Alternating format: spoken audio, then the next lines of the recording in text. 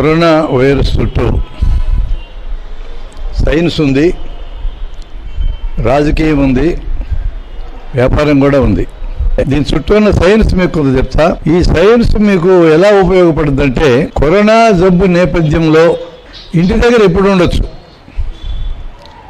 ఆసుపత్రికి తప్పనిసరిగా ఎప్పుడు వెళ్ళాలి, ఈ రెండు ముఖ్యమైన విషయాలు తెలిస్తే చాలు. అంతా అకాడమిక్ ఇంట్రెస్టే. వ్యక్తిగా మనకి ఈ రెండే ఇంపార్టెంట్.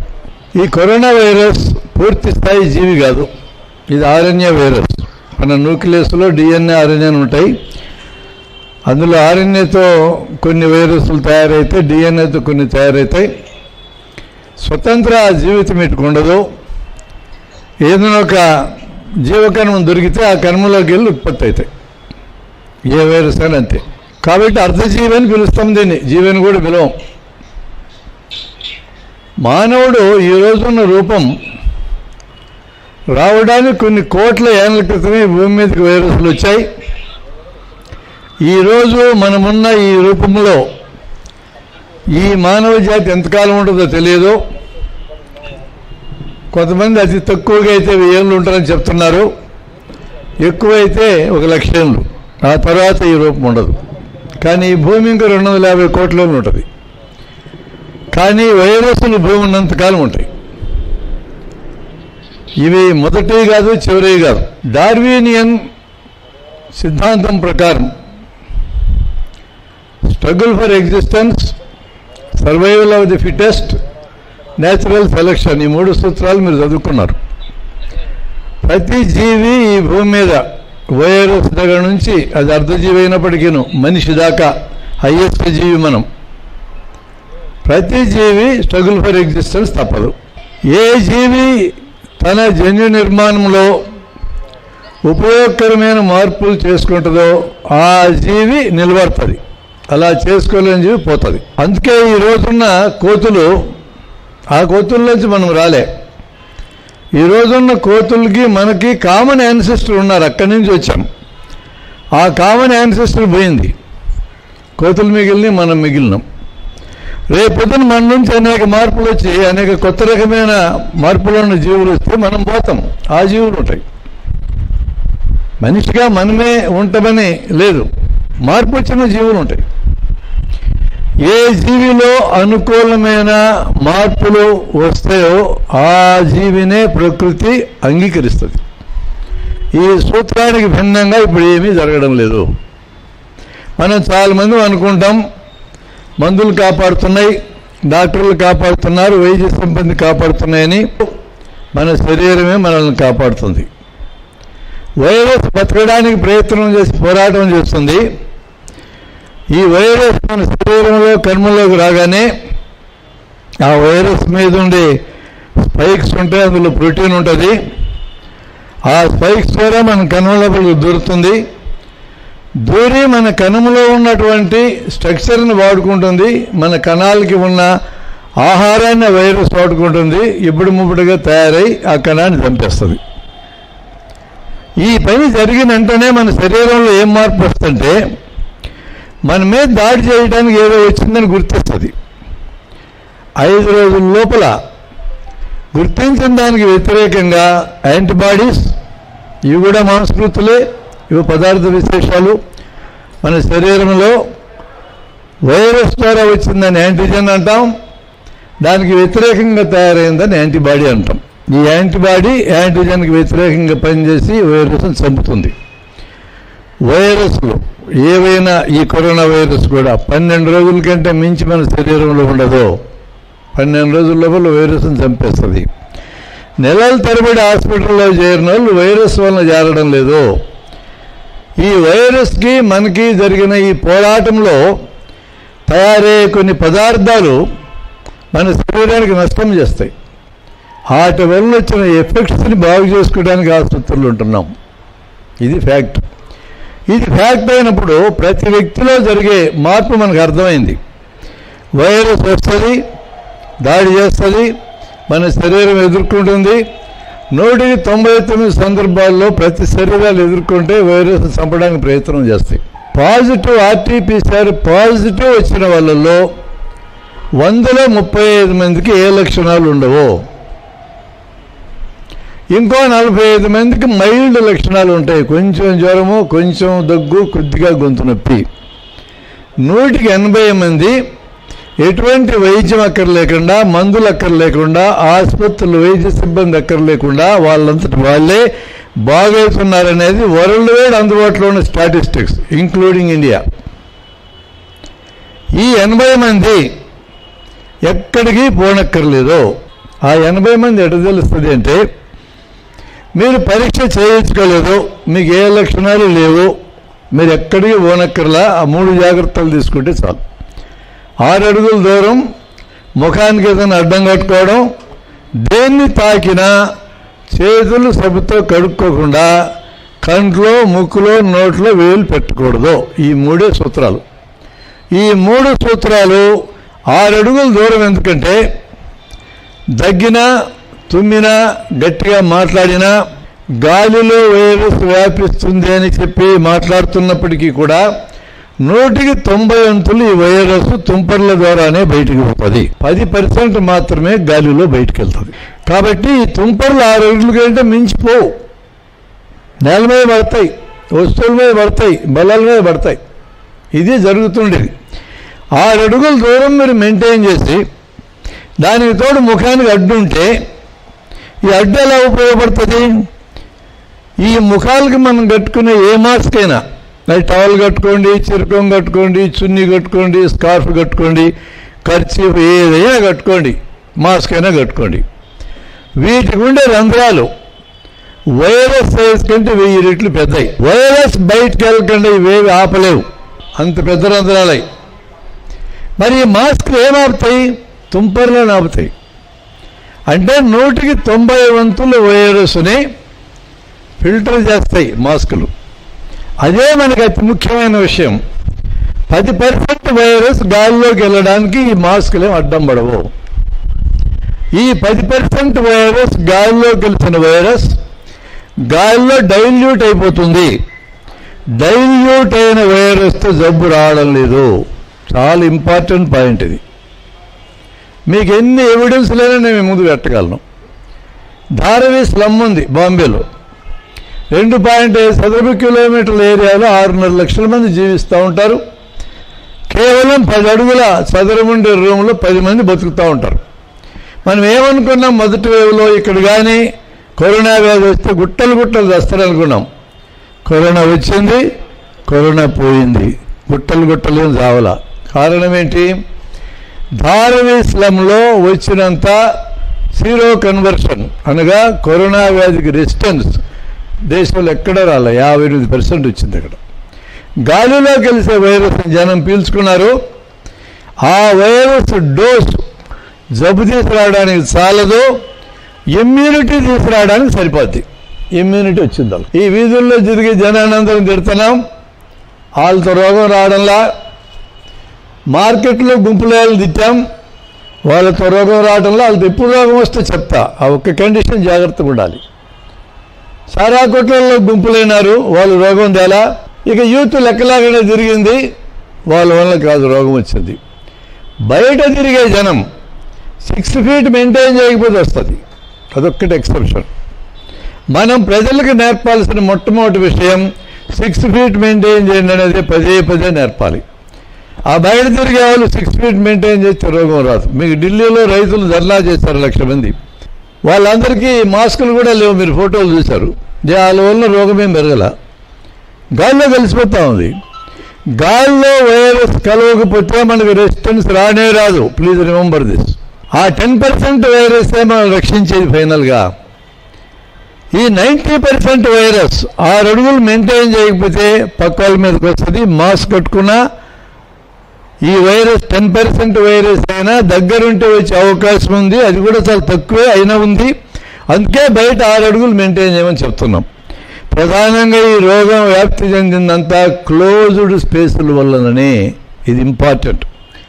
ఇంట్లో కిటికీలు తలుపులు మూతేసుకొని కూర్చున్నా మన ఇంట్లో ఒకటికి రోగం ఉంది, అందరికీ గ్యారెంటీగా వస్తుంది. ఈవేవైతే ఖచ్చితంగా వస్తుంది. ఏసీ బస్సులు, ఏసీ కార్లు, ఏసీ రైళ్ళు, ఏసీ విమానాలు, ఏసీ హాళ్ళు, ఏసీ కళ్యాణ మండపాలు, ఏసీ బ్యాంకులు, ఇవి రోగాన్ని వ్యాప్తి చేసింది. వుహాన్ నుంచి బయలుదేరిన విమానాలు రోజుకు 100. ఒక నెల పాటు ప్రపంచమంతా తిరిగినాయి ఏసీ విమానాలు, ప్రపంచమంతా జబ్బును తెచ్చిచ్చాయి. కాబట్టి ఇప్పటికీ మీకు నేను చెప్పదలుచుకున్న జాగ్రత్త, ప్రయాణం చేయాల్సి వస్తే రైల్లో సెకండ్ క్లాసులో కిటికీ తెరుచుకొని పోండి, ఏసీ పెట్లు ఎక్కొద్దు, ఏసీ కారులో ప్రయాణం చేయొద్దు, ఏసీ బస్సులో ప్రయాణం చేయొద్దు. నా మిత్రులు ఒక నెల క్రితం విజయవాడ నుంచి హైదరాబాద్ 5గురు ఏసీ కారులో ప్రయాణం చేశారు. అంతకుముందు ఒక ఏసీ రెస్టారెంట్లో భోంచేశారు. అంతకు ముందే ఒకరికి వైరస్ వచ్చి ఉండొచ్చు, ఒకరికి ఇద్దరికో, లేదా ఏసీ రెస్టారెంట్లో సంపాదించుకుని ఉండొచ్చు. వాళ్ళు ఏసీ కారులో 4 గంటలు ప్రయాణం చేశారు. ఒక్కరు తప్ప అందరికీ రోగం వచ్చింది హైదరాబాద్ వచ్చేటోటికి. ఇలాంటి ఉదాహరణలు చాలా ఉన్నాయి.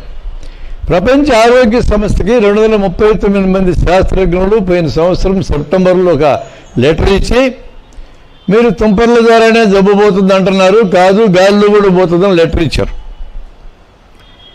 దాంతో మనం విపరీతంగా భయపడ్డాం. మీడియా మొత్తం గాలిలో పోద్దంటే మాట్లాడింది. కానీ మీకు భారతంలో ఒక సన్నివేశం చెప్తా, దానికి పోలికుంది ఇది. వాళ్ళు చెప్పింది ఏంటంటే గాలిలో పోతుంది, కింద క్లోజ్డ్ స్పేసుల్లో రాశారు. ఈ క్లోజ్డ్ స్పేసుల్లో అనేది రాయలేదు ఈ పేపర్లన్నీ. భారతంలో ద్రోణాచార్యుని చంపాల్సి వచ్చింది. అంతకుముందు భీష్ముడిని ఎట్లా తిప్పలు పడి శ్రీకృష్ణుడి సలహాను ఆధారం చేసుకొని చంపేశారు. నెక్స్ట్ కౌరవుల సైన్యాధ్యక్షుడి కింద ద్రోణుడు ఇచ్చాడు. ఒక ముసలాన్ని వదిలించుకోవడానికే 13 రోజులు పెట్టింది. పైగా కౌరవులకు సైన్యం ఎక్కువ, పాండవులకు సైన్యం తక్కువ, తెలివితో అట్లన్నా జయించాల. మరి ఈ కర్ణుడు కూడా అందరికీ గురువాడు, పెద్ద శక్తి కలిగినాడు కదా, అతన్ని అట్లే ఉంచితే మేము నాశనమవుతాం బావా, ఏం చేయమంటావు అని అడిగారు కృష్ణుడిని పాండవులందరూ. ఎవరో పని చేయండి రా, అశ్వత్థాముడు అంటే చాలా ఇష్టం ద్రోణుడికి, తన కొడుకు, అతను చచ్చిపోయాడని చెప్పండి, అతను అస్త్ర సన్యాసం చేస్తాడు, అర్జునుడు లేపేస్తాడు అన్నాడు. ఎవరు చెప్తే నమ్ముతాడు? ద్రోణుడు. ధర్మరాజు చెప్తే నమ్ముతాడు అన్నాడు. నీకు ధర్మరాజు ద్రోణుడు రథం దగ్గరికి వెళ్ళి అశ్వత్థామ హత అని పెద్దగా అన్నాడు, కరోనా గాలి ద్వారా వ్యాపిస్తాడు పెద్దగా అన్నారు, కొంచెం రహా అని చిన్నగా అన్నాడు, క్లోజ్డ్ స్పేసుల్లో చిన్నగా అన్నారు. అది పోలిక. అంటే ఒక న్యూస్లో వచ్చిన విషయం తప్పుడు రిపోర్టింగ్ అంత ప్రమాదం చేస్తే చెప్పడానికి మీకు ఇది చెప్తున్నా. It is clearly proved all over world.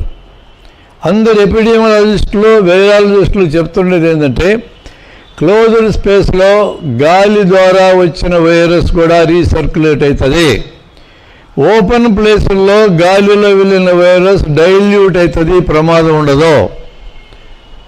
ఆ సైంటిస్టులు ఇచ్చింది కూడా అదే. ఆ వ్యాసం మళ్ళీ మీరు చూడండి, కావాలంటే గూగుల్లోకి వెళ్తే దొరుకుతుంది ఆ వ్యాసం. 239 సైంటిస్టు WHO అంటూ వచ్చేస్తాయి. మనం చూస్తున్నాం, బ్యాంకుల ఎంప్లాయీలు పడిపోయినారు, ఆఫీసుల్లో ఉండేవాళ్ళు పడిపోయినారు, పెద్ద పెద్ద సాగుకారులు ఇప్పుడు ఏసీలు ఉండేటోళ్ళు పడిపోయినారు, అడక్క తినేటోళ్ళు పడిపోలే, ఎప్పుడు 6 బయటే ఉంటారు, రైతులు పడిపోలే, బయటే తిరుగుతూ ఉంటారు, ఎక్కువ మంది పడిపోలే. మనం కూడా బయట తిరిగేటోళ్ళకి ఎక్కువ రాలే. ఇవన్నీ ఎవిడెన్స్లు దగ్గర పెట్టి చూసినప్పుడు కన్సాలిడేషన్ మనకు వచ్చేది ఏంటంటే, ఇది ఈ వైరస్ జబ్బు ఎలా వ్యాపిస్తుంది అనేది క్లియర్ అయిపోయింది మనకి ఈ సంవత్సరం లోపల. ఊరికే భయపడక్కర్లేదు, మీరు బయట స్వేచ్ఛగా తిరగచ్చు. 6 feet మెయింటైన్ చేయండి. 6 feet అనేది చాలా చాలా ఇంపార్టెంట్. 6 feet మెయింటైన్ చేస్తే మాస్క్ లేకపోయినా ప్రమాదం లేదు. ఇది నేను చెప్పను బహిరంగంగా, అలా చెప్తే మొత్తం పీకి పారేసి తిరుగుతారు. 6 అడుగులు పాటించరు, మాస్క్ ఉండదు, 2 జరిగిపోతాయి. కనీసం ఇప్పుడు మూతులు కట్టుకోవడం అలవాటైంది జనానికి. ఇది ఉన్నందువల్ల లాభం ఏంటంటే, ఒక్కోసారి 6 అడుగులు మెయింటైన్ చేయలేకపోయినా తుంపర్లు ఇక్కడ ఆగిపోతాయి. ఎదుటి వ్యక్తుల్లోంచి వచ్చిన తుంపర్లు మాస్క్ బయట ఆగిపోతాయి. కాబట్టి మీరు మాస్క్ పెట్టుకుంటే లోపల టచ్ చేయకూడదు, బయట టచ్ చేయకూడదు. అది ఉతకడానికి వీలయ్యే మాస్క్ అయితే ఎవ్రీడే ఈవినింగ్ ఉతికి ఆరేయండి, తెల్లారి మళ్ళీ కట్టుకొని రండి. ఫైబర్ మాస్క్ అయితే పారేయాల్సిందే, తడిస్తే పారేయాల్సిందే. అది గుడ్డ మాస్క్ అయినా ఫైబర్ మాస్క్ అయినా ఏదైనా వాటిలో ఉండే రంధ్రాలు చాలా పెద్దవి, ఇది మర్చిపోవద్దండి. మాస్క్ దానంతట అదే మనకు తోడ్పడదు, మాస్క్ని జాగ్రత్తగా వాడితే తోడ్పడుతుంది. ఇక 3వ అంశం చేతులు. ఈ అరిచేతిలో ఎక్కువ వైరస్ అంటుకునేది. మీరు ఎక్కడైనా డోర్ తీయాలి, చేయి వెనక భాగంతో తీయండి. లిఫ్ట్ బటన్ ఇలా నొక్కండి, ఇలా నొక్కొద్దు. హ్యాండిల్స్ చేతులు అది చేయండి, ఈ ప్రాక్టీస్ చేయండి దీనికి. ఈ చేతులకి శానిటైజర్ పూసుకుంటాడు వ్యక్తి నా ఎదురుగా, వైరస్ వస్తుంది కరెక్టే. కానీ నేను ముక్కులో కంట్లో నోట్లో వేలు పెట్టుకోకూడదు, శానిటైజర్ కడుక్కోకుండా పెట్టుకోకూడదు. ఎక్కడైనా సబ్బుతో చేతులు కడుక్కునే అవకాశం ఉంటే ఉత్తమమైన పద్ధతి సబ్బుతో కడుక్కోవడమే. అలా ఉండడానికి వీలు లేని కొన్ని వృత్తులు ఉన్నాయి. వైద్యంలో ఉండే మేము కానీ, కస్టమర్తో డీల్ చేసే మీరు కానీ, వాలంటీర్లు వీధులు తిరుగుతారు వాళ్ళు కానీ, పోలీసులు కానీ, ఆరోగ్య సిబ్బంది, పారిశుద్ధ్య సిబ్బంది బయట తిరుగుతూ ఉంటారు. ఎప్పుడు ఇంటికి వెళ్తారు 8 గంటల తర్వాత. వాళ్ళు ఏ వస్తువు తాకినా శానిటైజర్ పూసుకొని మళ్ళా పనికి వెళ్ళవచ్చు. కానీ గుర్తుపెట్టుకోవాలి, ఆ ఏళ్ళు కంట్లోకి పోకూడదు, ముక్కు నోట్లోకి వెళ్ళకూడదు, సబ్బుతో కడుక్కున్నాకనే వెళ్ళాలి. అది గుర్తుపెట్టుకోండి. Sanitiser okay. 190 నుంచి 95 మందికి శానిటైజర్ అవసరం ఉండదు, సబ్బుతో చేతులు కడుక్కోవచ్చు. అవకాశం ఉంటే సబ్బుతో చేతులు కడుక్కోవడం మంచిది. మీరు కాన్షియస్గా కానీ ఉంటే దేన్ని తాగినా సబ్బుతో కడుక్కోవాలని రికార్డ్ అయిపోవాలి. అది చేయకుండా మీరు 3 చోట్ల వేలు పెట్టకుండా ఉండే అలవాటు మీకు వస్తే, మీ దగ్గర శానిటైజర్ లేకపోయినా డ్యూటీలు ఉన్నంతసేపు ఏళ్ళు అక్కడికి పోవు, ఇంటికి వెళ్ళగానే చేతులు కడుక్కుంటారు, వెళ్తారు. మీ నుంచి మీ ఇంట్లో వాళ్ళకి ప్రమాదం లేకుండా ఉండాలంటే ఏం చేయాలి? మీరు బయట తిరుగుతున్నారు, వైరస్ మీ మీదకి వస్తుంది. మీ ఇంట్లో పిల్లలు ఉన్నారు, ఇంట్లోనే ఉండే మహిళలు ఉన్నారు, పెద్దోళ్ళు ఉన్నారు, ఇతర జబ్బులు ఉండేటోళ్ళు, వాళ్ళని రిస్క్లో పెట్టే ప్రమాదం ఉంది. మీ బట్టలన్నీ తీసి ఉతికేస్తే ఐడియల్. బయటికి వెళ్ళి వచ్చినప్పుడల్లా బట్టలు ఉతికితే ఆరిపోతాం. అందుకని ఈ బట్టలు తీసి ఒక చోట గుర్తుగా తగిలించండి. ఆ ఏరియాలో మీ బట్టలే తగిలించండి, ఇంకెవరి పెట్టవద్దు అక్కడ. అంతకంటే దూరంలో వేరే చోట ఇంట్లో వాడుకునే బట్టలు ఉండాలి. బట్టలు అక్కడ పెట్టగానే బాత్రూమ్కి వెళ్ళండి, స్నానం చేయండి, ఇంట్లో బట్టలు కట్టుకున్నాక ఇంట్లోకి వెళ్ళిపోండి, ఇంకేం ప్రమాదం లేదు. ఆ బట్టలు ఎవరూ టచ్ చేయకూడదు. రేపు పొద్దున మళ్ళీ మీరు డ్యూటీకి వచ్చినప్పుడు వేసుకొని బయటికి రండి. ఒక 2 రోజులు 3 రోజులు వాడుకుంటారు, ఒకసారి జత తీస్తే మళ్ళీ ఇంకో జత వాడుకుంటారు. వీటిని ఉతకడానికి వేసేయండి. ఉతకడానికి బొట్టులో వారేసిన తర్వాత 48 గంటల కంటే ఈ వైరస్ అక్కడ ఉండదు. ఒక్కసారి ఉతికితే వైరస్ బతికే సమస్య లేదు.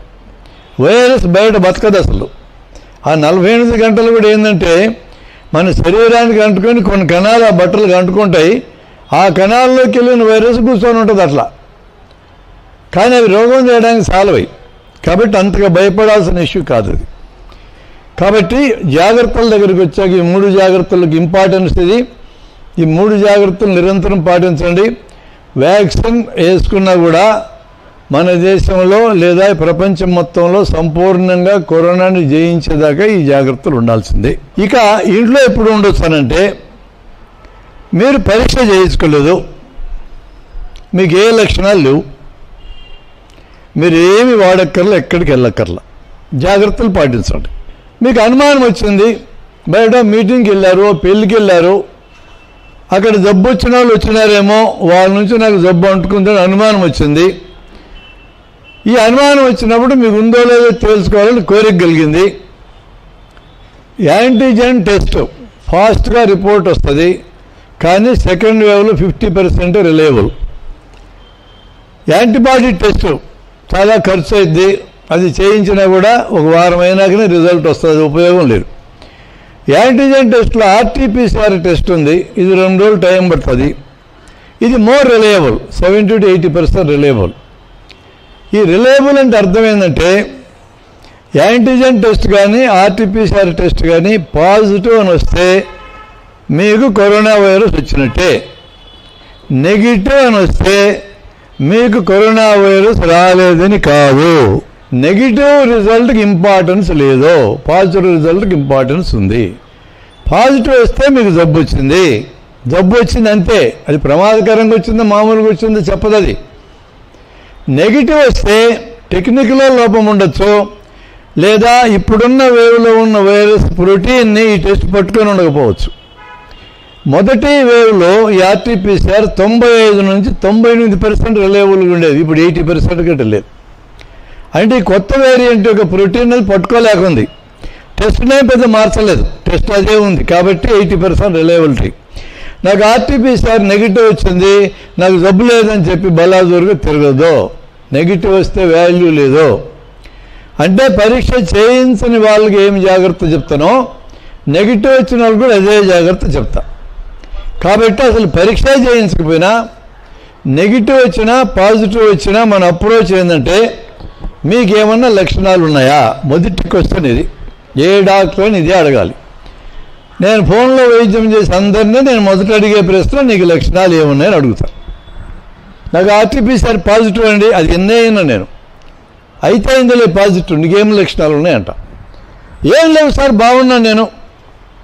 ఏమి లక్షణాలు బాగలేవు అంటే నువ్వేం చేయక్కర్లే, మెదలకుండా ఊరుకో. మందులు ఆడొద్దు, డాక్టర్ల దగ్గరికి వెళ్ళొద్దు. పాజిటివ్ అని చెప్పి భయపడి గుండాగిన వాళ్ళు తెలుసు నాకు.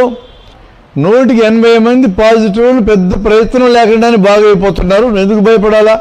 పాజిటివ్ అనగానే నీలోకి వైరస్ వచ్చిందని అర్థం.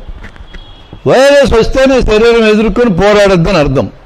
అందరి శరీరాల్లో పోరాటం జరుగుతుంది. పోరాటం చేయకుండా ఒక్క శరీరం కూడా ఉండదు. కొంతమంది బాగా చేయగలరు, కొంతమంది బాగా చేయలేరు. ఆ తేడా మళ్ళా చూద్దాం. అసలంటే పోరాటం జరుగుతుంది. కాబట్టి నెగిటివ్ వచ్చినా పాజిటివ్ వచ్చినా అసలు పరీక్ష చేయించకపోయినా ఏ లక్షణాలు లేనంతకాలం మనం పట్టించుకోక్కర్లేదు, మందులు కూడా వాడక్కర్లేదు. కొంచెం లక్షణాలు ఉన్నాయండి, ఏ రోజు ఆ లక్షణం మొదలైందో ఆ రోజు గుర్తుపెట్టుకోండి. ఆ రోజు చాలా ఇంపార్టెంట్. ఇప్పటికి 3 రోజుల నాడు కొద్దిగా జ్వరం మొదలైందండి, కొంచెం నీరసం మొదలైంది, ఆకలి లేకపోవడం మొదలైంది, రుచి తెలియలా, వాసన తెలియలా. పెద్ద లిస్టు ఉన్నాయి లక్షణాలు. జ్వరము, ఒళ్ళు నొప్పులు, తలనొప్పి, పొడి దగ్గు, గొంతు నొప్పి, విరేచనాలు రావడం, నిస్త్రాణగా ఉండి బాగా నీరసం రావడం, ఆయాసం రావడం, ఇలాంటివన్నీ పెద్ద లిస్టు 10-15 ఉంటాయి. వీటిల్లో ఏ లక్షణమైనా ఏ లక్షణం మొట్టమొదటి కనపడదో అది జబ్బు మొదలైన టైం. ఆ రోజు నుంచి 5 రోజుల దాకా నీ శరీరంలో వైరస్ పెరుగుతూ ఉంటుంది. 5 రోజుల లోపల ఆ ఒక్క లక్షణమే ఉంది, ఇంకేం పెరగలేదనంటే ఇంకొక 5 రోజులు కూడా చూడు, కొత్త లక్షణం రాలేదంటే నువ్వు తప్పించుకున్నట్టే. ఎందుకంటే 10-12 రోజుల్లో వైరస్ ఉండదు. ఇక ఒక్క లక్షణమే ఉంది, నీరసం. నేనే మీకు ఎగ్జాంపుల్, కేవలం నీరసం 5 రోజులు ఉంది నాకు. నా నుంచి మా డ్రైవర్కి కూడా వచ్చింది నీరసమే. ఆ టైంలో పరీక్ష చేసాం, అతనికి నీరసం వచ్చినప్పుడు పరీక్ష చేస్తాం, యాంటీజెన్ టెస్ట్ పాజిటివ్ వచ్చింది. అప్పుడు నేను చేస్తే అప్పటికే నెగిటివ్ వచ్చింది. 5 రోజులకే పోయింది వైరస్, బాడీ ఎదుర్కొని వదిలించుకుంది. ఫస్ట్ ఏం లక్షణం వచ్చిందో ఆ డేట్ గుర్తుపెట్టుకోండి. ఆ డేట్ చాలా చాలా ఇంపార్టెంట్. అంతకుముందు ఎన్ని రోజుల క్రితం వైరస్ మీ ఒంట్లోకి వెళ్ళింది మనకు అనవసరం. మొదటి లక్షణం వచ్చిన రోజు మనం గుర్తుపెట్టుకోవాలి. 5 రోజులు ఆ ఒక్క లక్షణమే ఉంది. లేదా రెండో గ్రూపులో పడ్డారు, ఇంకొన్ని లక్షణాలు వచ్చినాయి, కొద్దిగా జ్వరం వచ్చింది, కొద్దిగా దగ్గు వచ్చింది, కొద్దిగా గొంతు నొప్పి వచ్చింది, ఏం పర్వాలా, అవి పెరగలేదు. 10 days దాకా ఈ పెరగలేదు అంటే మీరు 80%లో పడ్డారు, తప్పించుకొని పోయినట్టే. 80%కి ఆసుపత్రులు అక్కర్లా, ప్రైవేట్ ఆసుపత్రులు అక్కర్లా. నేను ప్రైవేట్ ఆసుపత్రులు నొక్కి నొక్కి చెప్తున్నా, నాకు పాజిటివ్ అని మీరు ప్రైవేట్ ఆసుపత్రికి పోతే మిమ్మల్ని వదిలే సమస్య లేదు. పెరుగుతుంది, జాగ్రత్త, చేరు అని అంటారు. బెడ్లు ఉంటే చేరు అంటారు. ఇప్పుడు బెడ్లు లేవు కాబట్టి అంటలే, మొదటి వేలో చేరు అనటమే. రోజుకు 10,000 నుంచి 40,000 వసూలు చేసే హాస్పిటళ్ళు ఉన్నాయి. మీ అందరినీ చేర్చుకుంటే లాభం ఏంటంటే ఈ ఊరికే పాజిటివ్ ఉన్న వాళ్ళు 80%కి ఏం కాదు కాబట్టి వీళ్ళందరూ బాగా అయిపోతారు, డబ్బులు ఇచ్చిపోతారు. సక్సెస్ రేట్ అంతా హాస్పిటల్కి 80% సక్సెస్ రేట్. పేరు వస్తుంది, పైసలు వస్తాయి, మీకు పైసలు పోతాయి. ఈ 80% హాస్పిటల్కి వెళ్ళనే వద్దు. గవర్నమెంట్ హాస్పిటల్ వెళ్ళొద్దు, ప్రైవేట్ హాస్పిటల్ వెళ్ళొద్దు. ఈ 80% పీపుల్ గవర్నమెంట్ హాస్పిటల్కి వస్తే ఏం చెప్తాం మేము? లేదా సోషల్లీ కాన్షియస్గా ఉండే డాక్టర్లు, ప్రైవేట్ డాక్టర్లు లేరని నేను అంటల్లా. వాళ్ళ దగ్గరికి వెళ్తే ఏం చెప్తారంటే నీకేమి లక్షణాలు అని అడుగుతారు. ఏమీ లేవు సార్ అన్నా, కొద్దిపాటు ఉన్నాయి సార్, 5 రోజులు మొదలైందన్నా, ఇంకా 5 రోజులు అబ్జర్వ్ చేయి, లక్షణాలు ఏం పెరగకపోతే ఎక్కడికి వెళ్ళొద్దు, హోమ్ ఐసోలేషన్లో ఉండు, 14 రోజులు ఉండి అంటాం. 12 రోజులు వైరస్ ఉంటుంది, 2 రోజులు ఎక్స్ట్రా జాగ్రత్త తీసుకో, 16 రోజులు ఇంట్లో ఉండి అంటాం. నాకు ఇల్లు లేదు సార్ అన్నాను, ఒక గవర్నమెంట్ కోవిడ్ కేంద్రం ఉంది, శుభ్రంగా బో పెడతారు, పోయి అది ఉండిపో 14 రోజులు అంటాం. ఇల్లు లేకపోతే అది మార్గం. ఇల్లు ఉంటే ఒక రూమ్లో ఉండండి, పాజిటివ్ వస్తే బెంబేలు పడొద్దు, మీకు లక్షణాలు పెరగల, ఒక రూమ్లో ఉండండి, కిటికీ తెరవండి. మీ నుంచి వచ్చే వైరస్ కిటికీలోంచి బయటకు వెళ్ళిపోవాలి. ఇంట్లోకి ఉండే తలుపు మూయండి. మీ ఇల్లు క్లోజ్డ్ ప్లేస్, మీ ఇంట్లోకి నువ్వు వైరస్ పంపిస్తే మీ ఇంట్లో ఇతరులకు వచ్చే అవకాశం ఉంది. అందుకని ఇంట్లోకి పోకూడదు, కిటికీల నుంచి బయటకు వెళ్ళిపోవాలి. ఇంతే జాగ్రత్త. రూమ్లో 14 రోజులు జైల్లో పెట్టినట్టు వీలుగా అండి. పుస్తకాల్లో బండి పెట్టుకోండి, చదువుకుంటూ కూర్చోండి. టీవీ ఉంటే టీవీ చూసుకుంటూ కూర్చో. ఇంత అవకాశం మీకు ఎప్పుడు దొరుకుతుంది? లేదా సెల్ ఫోన్ ఉంటే సెల్ ఫోన్లు ఊరేగండి. 14 రోజులు మర్చిపోండి ప్రపంచాన్ని. మీరు బాగవుతారు. మీ ఇంట్లో ఎవరికీ రాదు. మీకు ఆహారం పెడితే తలుపు దగ్గర తెచ్చిపెట్టి తలుపు కొట్టి వెళ్ళిపోతారు వాళ్ళు. నువ్వు తెలుసుకో, లోపలికి తెచ్చుకో, తీసుకెళ్ళి సింకులో పడాయి, కడుగు, నువ్వే కడుగు, ఏం పోయింది కాస్త అలవాటు చేసుకో. ఇది వరకంతా మీ భార్యలో కదా కడుగుతున్నారు, ఇప్పుడు మీరు కూడా నేర్చుకోండి, తప్పే ఉంది అందులో. శుభ్రం చేసుకోండి, సమానత్వం వస్తుంది కోవిడ్ దెబ్బకి. అంత సింపుల్గా మీరు బయటపడవచ్చు. ఇక మనం ఎప్పుడూ జాగ్రత్తగా ఉండాలి. సెల్ఫ్ మానిటరింగ్ మెథడ్ ఒకటి నేను మీకు చెప్తా. ఈ మెథడ్ ఫాలో కండి. లక్షణాలు పెరిగితే, కొత్త లక్షణాలు వచ్చి చేరితే, ఈ 2 కండిషన్లు మనం జాగ్రత్తగా ఉండాలి. 20% జాగ్రత్తగా ఉండాల్సింది 2 వాక్యాలకే. లక్షణాలు పెరుగుతూ ఉంటే, కొత్త లక్షణాలు వచ్చి చేరితే, జ్వరము, కొద్దిపాటి జ్వరము 101 లోపు పట్టించుకోవద్దు. ఏ రోజుకి ఆ రోజు జ్వరం తగ్గుతూ ఉంది, మీరు బాగవుతున్నారు. జ్వరం తగ్గకుండా పెరుగుతూ ఉంది, ఇదొక లక్షణం. 102 దాటింది. జ్వరం కంటిన్యూస్గా ఉన్నది, జ్వరంలో 2వ లక్షణం. పారాసిటమాల్ మాత్ర వాడినా కూడా జ్వరం తగ్గలేదు, ఇది జ్వరంలో 3వ లక్షణం. జ్వరం 10 రోజులు తగ్గినట్టు తగ్గి మరలా పెరగడం మొదలైంది, ఇది 4వ లక్షణం. జ్వరం కంటిన్యూస్గా ఉన్నా, 102 దాటి ఉన్నా, పారాసిటమాల్ లేదా డోలో అంటాం, అది వేసుకున్నా తగ్గకుండా అలాగే ఉన్నా, తగ్గినట్టు తగ్గి మళ్ళా పెరిగినా, తగ్గినట్టు తగ్గి మళ్ళా పెరిగేది వైరస్ గుండా కాదు. తగ్గినట్టు తగ్గి మళ్ళా పెరిగేది మీ శరీరంలో వైరస్ను ఎదుర్కొన్నాక, బాడీ బలహీనమైనాక బ్యాక్టీరియా మీ మీద దాడి చేస్తాయి, అందువలన పెరుగుతుంది. అప్పుడు మీరు యాంటీవైరల్ డ్రగ్స్ వాడక్కర్లేదు, యాంటీబయాటిక్స్ వాడితే తగ్గిపోద్ది. అది డాక్టర్ చూసుకుంటాడు, మీరు అంత దూరం ఆలోచించవద్దు. జ్వరంలో ఈ 4 లక్షణాలు ఉంటే, ఇది మీరు ఇంట్లో ఉండే సబ్జెక్టుగా. 2వ పాయింట్, విపరీతమైన దగ్గు ఉంటే, కంటిన్యూస్గా దగ్గుతానే ఉన్నావు, 24 గంటలు దాటనేద్దు. విపరీతమైన దగ్గు ఉంటే మీరు హాస్పిటల్కి పోవాల్సి వస్తుంది. టెంపరేచర్ చూసుకోవడానికి థర్మామీటర్ కొనండి, డిజిటల్ థర్మామీటర్ 200 అవుతుంది. మీ ఇంట్లో దంచుకోండి, ఎప్పటికైనా పనికి వస్తుంది. డిజిటల్ కాబట్టి చూడడం తేలిక, అంకెల్లో కనపడుతుంది. అదే మీకు మెర్క్యూరీ థర్మామీటర్ చూడటం ప్రాక్టీస్ చేయాలా, చేతనైతే అదేమైనా పెట్టుకోవచ్చు, తక్కువ ఖరీదుకి వస్తుంది. ఈ థర్మామీటర్తో మీరు టెంపరేచర్ 4 గంటలు లేదా 6 గంటలకు ఒకసారి రెగ్యులర్గా మీ ఇంట్లో పాజిటివ్ అని తెలియగానే చూసుకుంటూ ఉండండి. లేదా లక్షణాలు ఏ ఒక్క లక్షణం కనపడ్డా చూసుకుంటూ ఉండండి. రికార్డ్ చేయండి, ఒక నోట్స్ పెట్టి రాయండి. 6th అవర్లో 4th అవర్లో రికార్డు చేస్తూ ఉన్నారు. 2వది pulse oximeter, finger pulse oximeter దొరుకుతుంది. 500 నుంచి 2000 ఉన్నాయి. ఎన్నో వస్తువులు ఖర్చు పెడుతున్నాం, ఇది ఒక ఎసెన్షియల్ వస్తువు. ఒక్క వస్తువు కొన్ని దగ్గర పెట్టుకోండి.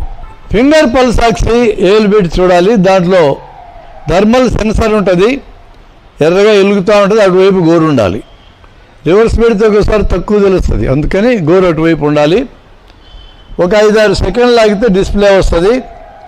నార్మల్ పీపుల్కి 97 పైన ఉండాలి, 100 ఉండక్కర్లేదు. నాకు 100 లేదే అని భయపడి మా దగ్గరికి వచ్చిన వాళ్ళు ఉన్నారు. 97 పైన ఉంటే నువ్వు నార్మల్ ఉన్నవాళ్ళు ఒక 6 నిమిషాలు మీ ఇంట్లో నడిస్తే ఫింగర్ పల్స్ ఆక్సి పెట్టుకొని 1 నుంచి 2% తగ్గుతుంది. 1 నుండి 2 తగ్గితే నువ్వు స్టిల్ నార్మల్. 97 పైన ఉంది, 1 or 2 కంటే తగ్గల. 4 నుంచి 5 తగ్గితే ఇది వార్నింగ్ లక్షణం. నీకు 96, 97 ఉన్నా సరే పల్స్ ఆక్సిమీటర్ పెట్టుకొని 6 నిమిషాలు తిరిగితే లేదా 5-6 సార్లు మెట్లెక్కి దిగితే 5 నుంచి 4% తగ్గిపోతే ఇది వార్నింగ్. ఎంతకు తగ్గితే ప్రమాదం? 93 కట్ ఆఫ్ పాయింట్. 94 పైన ఉంటే మీరు వెళ్ళొద్దు హాస్పిటల్కి, అక్కర్లేదు. ఇప్పుడే మిగతా లక్షణాలు కలిపి చూసుకోండి. జ్వరము దగ్గు కూడా ఉంటే వెళ్ళొద్దా కాదు, అచ్చం పల్స్ ఆక్సి వరకే ఉంటే తేడా. 94 పైన ఉంటే హాస్పిటల్ అక్కర్లేదు. 93 కంటే తగ్గితే ఇప్పుడు వెంటనే మీరు ఏం చూసుకోవాలంటే ఆయాసం ఏమైనా ఉందో చూసుకోవాలి. ఆయాసం అంటే ఊరికే కూర్చున్న ఆయాసం ఉందా, 4 అడుగులు వేసిన ఆయాసం వస్తుందా, లేదా దగ్గు కూడా ఉందా, దాంతోపాటు బాగా ఊపిరి పీల్చి దగ్గాల్సి వస్తుందా, అట్లా దగ్గాల్సి వస్తుందా, అవి చూసుకోండి. ఇవేమీ లేకుండా 94 పైన ఉంటే పల్స్ ఆక్సిమీటరు మీరేం పట్టించుకోవాల్సిన అవసరం ఉండే. ఇవి కూడా కలిసి ఉంటే ఇవి వార్నింగ్ లక్షణాల కింద లెక్క. ఇక ఊపిరి ఎన్నిసార్లు పీలుస్తామో చూసుకోండి. 1 నిమిషానికి ఎన్నిసార్లు పీలుస్తున్నాం? నార్మల్గా 14 నుంచి 18 సార్లు. ఉపశమనం ఉన్న వాళ్ళు, ఇట్లాంటి ఊపిరితిత్తుల జబ్బులు ఉన్న వాళ్ళు 25 దాకా కూడా ఉంటుంది. 23 దాటితే మీరు ఇంట్లో ఉండాల్సిన సబ్జెక్టే కాదు. బ్రెత్ హోల్డింగ్ టైం అని ఇంకో టెస్ట్ ఉంది. బాగా ఊపిరి పీల్చి ముక్కునోరు గాలి పీల్చుకుంటే ఎంతసేపు ఉండగలుగుతున్నాం అని పీల్చి ఆగి ఉండాలి. నార్మల్ పీపుల్ ఎవరైనా కొద్దిగా ప్రాక్టీస్ చేసినా 30 సెకండ్లు ఈజీగా ఉంటారు. మీకు మొట్టమొదటిసారి చూసినప్పుడు 20 సెకండ్లు వచ్చి ఉంటే భయపడొద్దండి. 10 సార్లు ప్రాక్టీస్ చేయండి, 30కి వస్తారు. 30 కంటే మించి ఉంటే మీ ఊపిరితిత్తులు భద్రంగానే ఉన్నాయని అర్థం. 30 కంటే తగ్గితే ఇది వార్నింగ్ లక్షణాల్లోకి వస్తుంది. ఇప్పుడు ఎన్ని వార్నింగ్ లక్షణాలు వచ్చినాయి మన దగ్గరికి? జ్వరం గురించి కొంత వివరణ వచ్చింది. కంటిన్యూస్గా ఉండడం, 102 దాటడం, పారాసిటమాల్కి తగ్గకపోవడం, తగ్గినట్టు తగ్గి మళ్ళీ రావడం, ఆయాసం, ఊపిరి పీల్చడం 23 దాటితే, పల్స్ ఆక్సి 93 కంటే తగ్గితే, బ్రెత్ హోల్డింగ్ టైం 30 సెకండ్ల కంటే తగ్గితే, ఇవన్నీ వార్నింగ్ లక్షణాలు. ఇవి ఏ పూట కాకపోతే మీరు ఇంట్లో చూసుకోవచ్చు. ఈ వార్నింగ్ లక్షణాలు ఏమీ లేవు. ఇందాక చెప్పిన 80లో ఉన్నారు, భయపడాల్సిన పనే లేదు. 1-2 లక్షణాలు ఉన్నాయి, సింపుల్గా, పెద్ద తీవ్రంగా లేవు. ఒక హాస్పిటల్లో మంచం కోసం ఎతకాల్సిన టైం అది. ఇంట్లో ఉండి ఇప్పుడు కూడా హాస్పిటల్లో వాళ్ళు ఏం చేస్తారో నాకు తెలుసు. వెళ్ళగానే ఏం చేర్చుకోరు వాళ్ళు. ఇప్పుడు నేను చెప్పినట్టు లక్షణాలు అడుగుతారు, ఎంత టైం అయిందో చూస్తారు. దాన్ని బట్టి నువ్వు ఇంటికి వెళ్ళినా పర్వాలేదు అనుకుంటారా, లేదా చేరాల్సిన అవసరం ఉందో చూస్తారు. ఇంటికి వెళ్ళినా పర్వాలేదు అన్నప్పుడు ఒక స్కీమ్ ఫాలో అవుతారు. ఎన్నాళ్ళైంది మొదలై 5 రోజులైంది, 5 రోజులకి వైరస్ పీక్లోకి వచ్చింది, ఇంకా 5-6 రోజులు నీ శరీరంలో ఉంటుంది. యాంటీవైరల్ డ్రగ్ ఏమన్నా వాడాలి అంటే 5వ రోజు స్టార్ట్ చేయాలి, 6 రోజులు మాత్రమే వాడి ఆపేయాలి. రెమిడెసివిర్ యొక్క ప్రయోజనం జబ్బు మొదలైన 5వ రోజు నుంచి 12 రోజుల లోపలే ఉంటుంది. 5 రోజులకు ముందు రెమిడెసివిర్ వాడిన దండగా, 12 రోజుల తర్వాత వాడిన దండగే. ఈ రెమిడెసివిర్ అనేది కరోనాకి స్పెసిఫిక్ డ్రగ్ కాదు, ఇతర కరోనా వైరస్ను చంపింది కాబట్టి దీన్ని కూడా చంపుతుందేమో అనే ఉద్దేశంతో ప్రవేశపెట్టబడ్డ మందు వైరస్ లోడ్ని 50% తగ్గించగలదు. మిగతా 50% మీ శరీరమే తగ్గిస్తుంది. ఇబ్బందికరంగా శరీరం ఉన్నప్పుడు తాత్కాలికంగా సహాయపడే మందు ఇది. కానీ అర్థమై ఉంటే ఈ రెమిడెసివిర్ అడ్డగోలుగా బ్లాక్ మార్కెట్లోకి వెళ్ళుండేది కాదు. రెమిడెసివిర్ ది డ్రగ్ కాదు. ఇంతవరకు ది డ్రగ్ ఫర్ కరోనా అనేది భూమి మీద లేనేలేదు. కరోనాని మనమే చంపుతున్నాం, ఏ మందు చంపడం లేదు. రెమిడెసివిర్ ఒక మేరకు చంపుతుంది 5 నుంచి 12 రోజుల లోపల. 5వ రోజు ఏం జరుగుతుంది శరీరంలో? సైన్స్ మీకు చెప్తున్నా. ఏంటంటే మన శరీరంలో ఉండే రోగనిరోధక పదార్థాలంటే యాంటీబాడీస్, రోగనిరోధక కణాలంటే లింఫోసైట్స్. ఇవి రెండు వైరస్లో ఉన్న ప్రోటీన్ని గుర్తుపెట్టి ఆ వైరస్ను సంహరించడానికి శక్తిని సంపాదించుకుంటాయి. ఇది జరిగేది అక్కడ. ఇక్కడ చిన్న మిస్టేక్ ఏం జరగద్దంటే, వైరస్ యొక్క కొమ్ముల్లో ఏం ప్రోటీన్ ఉందో ఈ ప్రోటీన్ని పోలినటువంటి కొంచెం దగ్గర అదే స్ట్రక్చర్ ఉండే కొన్ని ప్రోటీన్లు మన శరీరంలో ఉండే రక్తనాళాల లోపల గోడలో ఉంటాయి. ఈ మన శరీరంలో తయారైన ఈ కణాలు, ఈ యాంటీబాడీస్ గుర్తుపట్టలేక కరోనా వైరస్ని చంపడానికి వెళ్ళి కొన్ని నీటిని కూడా చంపుతాయి. ఇది ప్రాబ్లం. శరీరంలో వచ్చే నొప్పి కానీ జ్వరం కానీ ఇవన్నీ వార్నింగ్ లక్షణాలు లాంటివి, మన శరీరాన్ని అలర్ట్ చేయడానికి ఉంటాయి. సైరన్ లాంటివి. సైరన్ 1 నిమిషం మోగితే అందరం అలర్ట్ అవుతాం, బయటికి పరిగెత్తుకెళ్తాం. ఇదే సైరన్ గంట మోగితే న్యూసెన్స్. శరీరంలో బయట నుంచి వచ్చిన ఆర్గానిజమ్స్ని కానీ క్యాన్సర్ కణాలను కానీ మనకు నష్టం కలిగించే ప్రోటీన్స్ రూపంలో వచ్చే పదార్థాలు కానీ, అది పాము విషయం కానీ తేలు విషయం కానీ ఇట్లాంటి వచ్చినప్పుడు వాటిని గుర్తించి ఎదుర్కోవాల్సిన మన శరీరంలోని పదార్థాలు మన శరీరంలో ఉండే వాటిని గుర్తించి దాడి చేస్తే రక్తనాళాలు దెబ్బతింటాయి. మైక్రోవాస్కులర్ ప్రాబ్లం అంటారు దీన్ని. ఈ మైక్రోవాస్కులర్ ప్రాబ్లం 5వ రోజు స్టార్ట్ అవుతుంది. స్టార్ట్ అయిన దానికి గుర్తు ఏంటంటే జ్వరం తగ్గడంలా జ్వరం పెరుగుతూ ఉంది, పారాసిటమాల్కి తగ్గడం లేదు, ఇది మన గుర్తు. దగ్గు పెరుగుతూ ఉంది, ఆ మైక్రోవాస్కులర్ డ్యామేజ్ ఊపిరితిత్తుల్లోకి వచ్చిందని అర్థం. ఈ మైక్రోవాస్కులర్ ప్రాబ్లం శరీరంలో అన్ని చోట్లకి వచ్చిందని అర్థం. ఈ మైక్రోవాస్కులర్ ప్రాబ్లం అనేది మన శరీరంలో జరిగే రియాక్షన్. దీనికి వైరస్కి నేరుగా ఎటువంటి సంబంధం లేదు. వైరస్లో ఉన్న ప్రోటీన్ని పోలిన ప్రోటీన్ మన దగ్గర ఉన్నది కాబట్టి దీని మీద దాడి చేసినందుకు ఆ ప్రాబ్లం వస్తుంది. ఆ దాడి జరిగినప్పుడు సైటోకైన్ అనే పదార్థాలు రిలీజ్ అవుతాయి.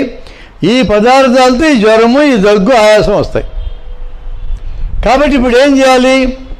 దాన్ని అదుపు చేయాలంటే ఉన్న ఒక మార్గం కార్టిజోన్స్ వాడడం. 5వ రోజు ఈ లక్షణాలు వస్తే that is the correct time to use కార్టిజోన్స్.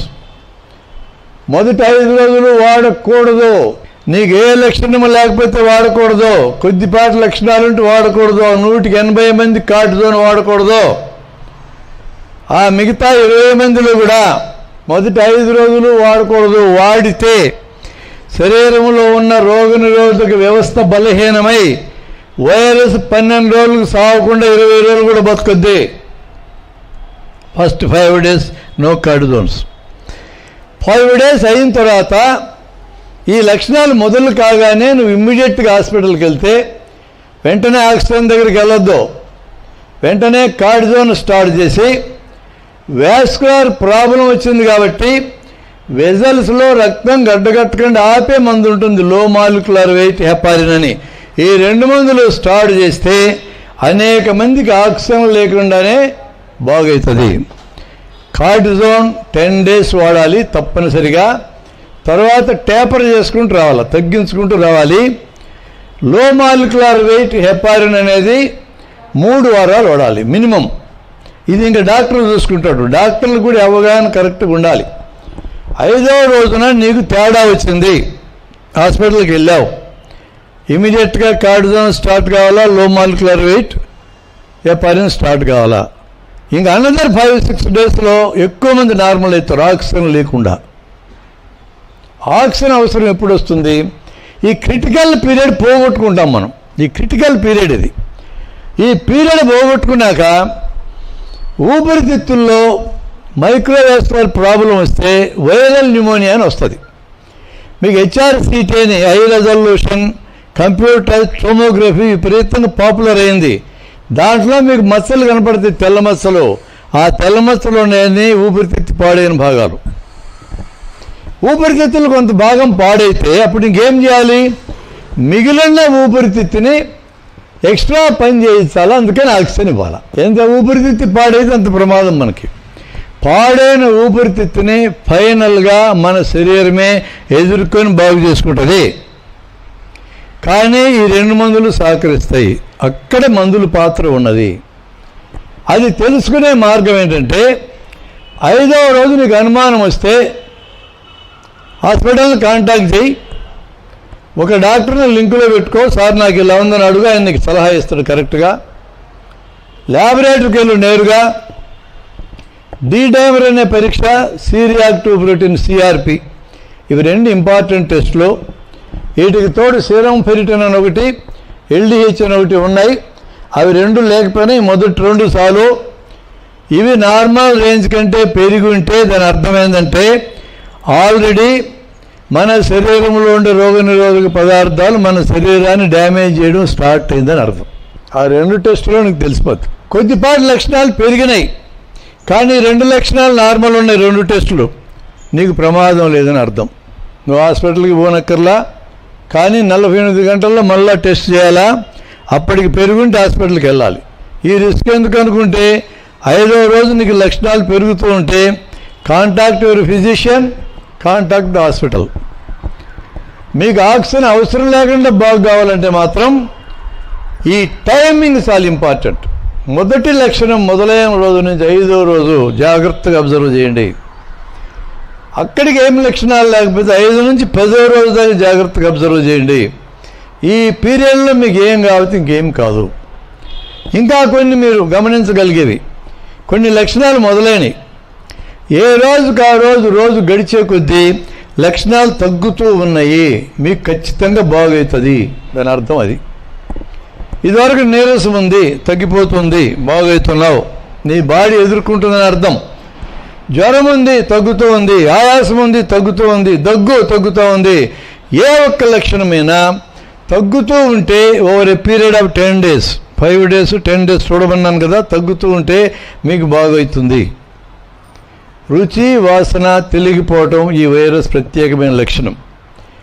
RT-PCR positive వస్తే ఎంత కరెక్టో రుచి వాసన ఇటలో ఏ ఒక్కటి తెలియకపోయినది కరోనానే. మీరు ఇంక పరీక్ష కూడా చేయించక్కర్లా. రుచి వాసన ఏదో ఒకటి తగ్గిపోయింది, నీ కరోనా వచ్చిందని అర్థమైంది. నెమ్మదిగా రుచి పెరుగుతూ ఉంది, వాసన పెరుగుతోంది, నీకు బాగవుతుందని అర్థం. నువ్వు హాస్పిటల్కి పోనక్కర్లా. ఏ లక్షణమైనా సరే తగ్గుతూ ఉంటే నీకు సెన్స్ ఆఫ్ వెల్బీయింగ్, నాకు బాగవుతున్న ఫీలింగ్ వస్తూ ఉంటే యు ఆర్ రికవరింగ్ అంటే నీ శరీరం వైరస్ మీద దాడి చేసి సక్సెస్ అవుతుందని అర్థం. మీకు హాస్పిటల్ని కాంటాక్ట్ చేసే టైమింగ్ చాలా కీలకం. అక్కడ వైద్యం చేయాల్సింది ఈ రెంటితోనే, మిగతా ఏముండవు అక్కడ వైద్యం. ఆక్సిజన్ ఈ 2 వస్తువులే వాడేవాళ్ళు.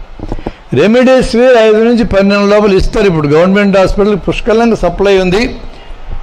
మీరు ఒకవేళ లేట్ చేశారేమో అనుమానం డాక్టర్కి వస్తే రిస్క్ ఎందుకని 6 doses ఇచ్చేస్తారు. అది నీకు సహాయపడుతుంది, నీకు నష్టం చేయదు. ఆ టైంలో కార్టిజోన్ యాడిక్వేట్గా వాడాలి. మైల్డ్ డోస్ డే 1 నుంచి వాడితే మంచిదా? తప్పు. అసలు ఏ డోసు వాడకూడదు డే 1 నుంచి. 5 రోజుల్లో మిగతా లక్షణాలు లేవు, కేవలం కొద్దిగా దగ్గు ఉంది. ఇప్పుడు కార్టిజోన్ నువ్వే వాడచ్చు. దాని పేరు బుడిసనైడ్ ఇన్హేలర్. ఆ ఇన్హేలర్ పీల్చుకొని 4 పఫ్లు పీల్చుకుంటే తగ్గిపోయింది అనుకో 10 days లోపల. నువ్వు హాస్పిటల్ కూడా వెళ్ళక్కర్లా. నీ వాడగలిగేది అది ఒక్క సందర్భమే. ఎందుకంటే అక్కడ కార్టిజోన్ చాలా లో డోసులో లోపలికి వెళ్తుంది. 200 micrograms అంటే మిల్లీగ్రామ్లో 5 వంతు లోపలికి వెళ్తుంది. అట్లా 4 పఫ్స్ తీసుకుంటే 1 మిల్లీగ్రామ్ లోపల లంగ్స్లోకి డైరెక్ట్గా ఇస్తావు. మార్నింగ్ ఒకసారి ఈవినింగ్ ఒకసారి వేసుకుంటే సరిపోద్ది. ఇక ఎక్కడ ప్రాబ్లం అంతా వస్తూ ఉంది, మొదటి ప్రాబ్లం వస్తుంది సరైన ఇన్ఫర్మేషన్ ఇవ్వకుండా. వైద్యం ప్రైవేట్ రంగంలోకి వెళ్ళినాక, వైద్యం వ్యాపారం కింద మారినాక ప్రపంచవ్యాప్తంగా ఆయుధాల పరిశ్రమ తర్వాత అతిపెద్ద పరిశ్రమ వైద్య పరిశ్రమ. అదే మందుల పరిశ్రమ, పరీక్షా సాధనాల పరిశ్రమ, ఆపరేషన్ సామగ్రి పరిశ్రమ, ఇన్సూరెన్స్ పరిశ్రమ. ఈ 4 కలిస్తే ఆరోగ్య పరిశ్రమ అని పిలుస్తారు. ప్రజల అనారోగ్యం మీద బతికే పరిశ్రమ ఇది. మొత్తం ప్రైవేటైజ్ అయిన తర్వాత డాక్టర్లు ఎక్కడ తప్పించుకుంటారు? కార్పొరేట్ హాస్పిటల్, ప్రైవేట్ హాస్పిటల్ కూడా వ్యాపారంలో భాగమవుతాయి. మొదటి ప్రాబ్లం ఇది. ప్రభుత్వ వైద్య విధానాన్ని బలపరిచి వాళ్ళకు అవసరమైన నిధులు ఇచ్చుంటే, రాజకీయమైన నిర్ణయం తీసుకుని ఉంటే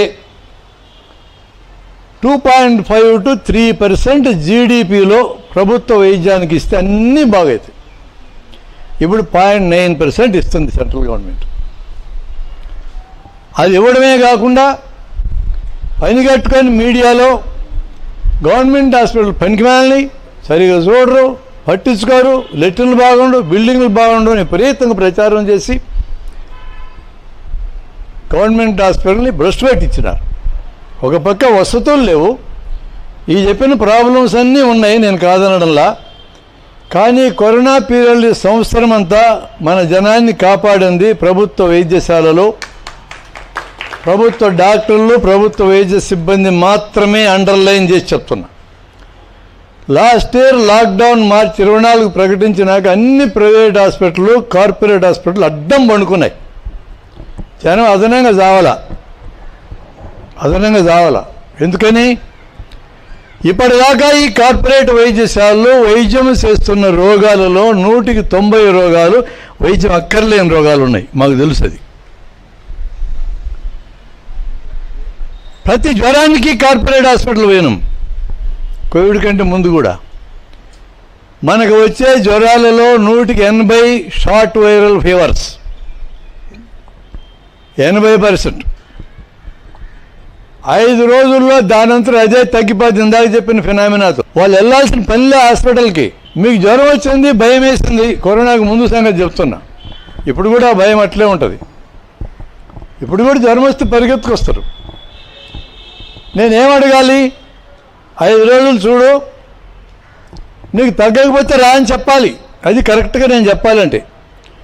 బ్రిటన్లో నేషనల్ హెల్త్ సర్వీస్ ఉంది, ప్రభుత్వ వైద్యం. ఆ హెల్త్ సర్వీస్ డాక్టర్ 50 ఫ్యామిలీలకు బాధ్యుడు.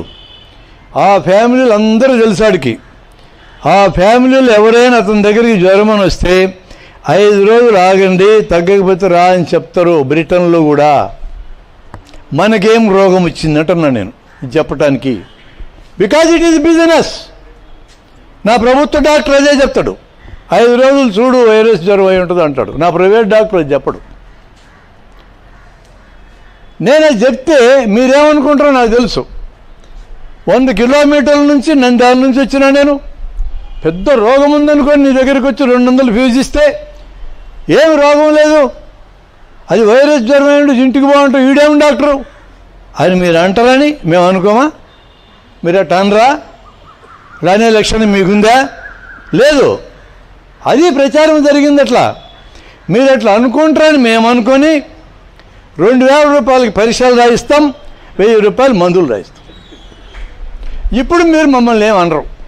నీకు 3000 కాజేసినాం కాబట్టి ఈ డాక్టర్కి 200 వేయడం కరెక్ట్ అనుకుంటారు మీరు.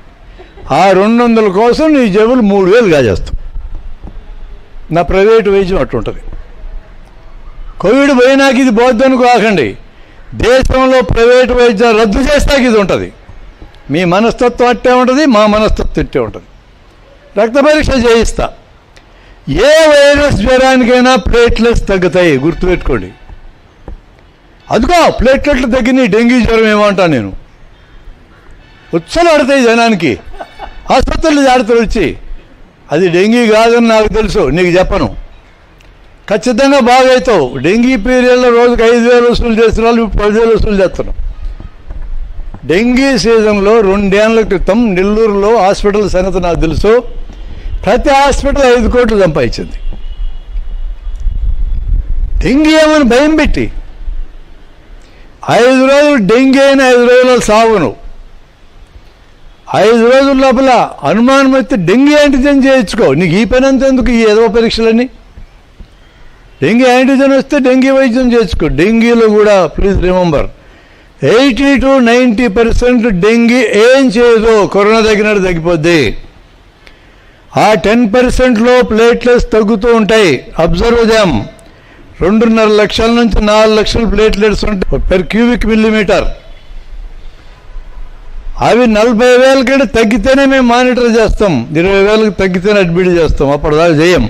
నీకు 80,000 లక్షలు ఇంటికి బాగుంటాం. నీకు భయం, నువ్వు బావు ఇంటికి, హాస్పిటల్ ఉంటాలే సార్ అంటావు. నాకేం పోద్ది, హాస్పిటల్లో ఉంటే పైసలు వస్తాయి. ఇంక ఇలాంటి చెప్పి ఇంకోటి చెప్తా. డిన్నర్కి వెళ్ళాడు, బరీగా తిన్నాడు. ఒకడు బాగా తిన్నాడు, ఊరికి వచ్చింది కదా అని కడుపు నొప్పి వచ్చింది. ఒక పూట మానేస్తే బాగవుతుంది, తెలుసుగా మీకు కూడా. అది వాడు మానకుండా మా దగ్గర కడుపు నొప్పి వస్తాడు. ఏం జరిగిందని అడిగితే నువ్వు గుర్తుపట్టగలిగితే చెప్తావు. నిన్న డిన్నర్కి వెళ్ళి ఏమేమో తిన్నాను సార్ అన్నాడు. ఇంత తిన్నా అని చెప్పవు. ఏమేమో తిన్నందుకు వస్తుందా? అలివి కాకుండా తిన్నందుకు వచ్చింది కడుపు నొప్పి. అది చెప్పడానికి ఇష్టం లేక ఏమేమో తిన్నా సార్ అంటారు. మాకు అర్థమైపోయింది. ఒకరోజు లంకనం పరమౌషధం ఇక్కడ పని చేస్తుంది. అది చెప్తే నీకు నచ్చదు. అది ఎండోస్కోపీ చేసుకోమంటావా సారు? నువ్వే చెప్తావు. స్కానింగ్ చేసుకోమంటావా? మా అభ్యసం ఏం బాధి, నువ్వు చేయించుకుంటానండి. చేయించుకుంటా. ఆడొక 1000 రూపాయలు, ఈడొక 800 గాజేసుకుంటే నీకు దురద తీరిపోద్ది. మేము కూడా హ్యాపీగా, ఏం పొరపాటున ఏదైనా జబ్బు ఉంటే మిస్ అవుద్దామనే బాధ కూడా ఉండదు మాకు. వాళ్ళు గొట్టమే చూసిన కేసుల్లో 100కి 98% కేసులో గ్యాస్ట్రైటిస్, డ్యూడెనైటిస్, ఈసోఫేజైటిస్ అని వస్తుంది.